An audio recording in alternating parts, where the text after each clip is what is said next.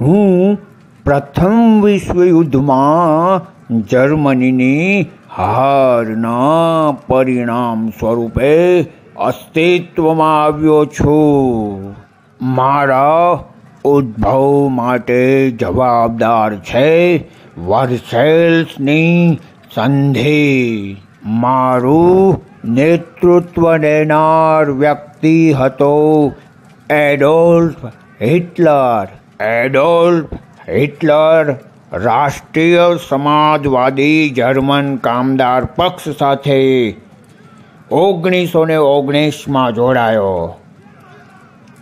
એક પક્ષમાંથી મારો જન્મ થયો છે અને મારું નામ રાખવામાં આવ્યું નાઝી પક્ષ. મારી વિચારસરણી રાષ્ટ્રવાદ અને સમાજવાદ સાથે જોડાયેલી છે.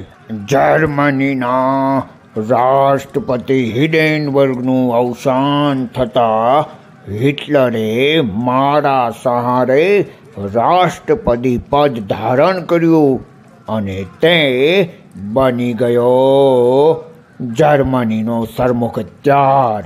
તે મારા સહારે જર્મન પ્રજાનો ફ્રુહર એટલે કે તારણહાર બની ગયો. મારા સૈનિકનો પોશાક ભૂરા રંગનો અને ખંભા પર લાલ રંગની પટ્ટી ચોંટાડવામાં આવતી.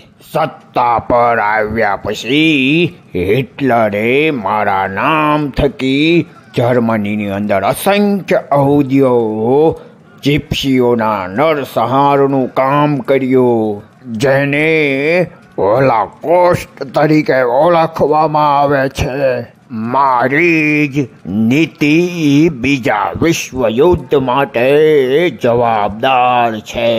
સમજ્યા?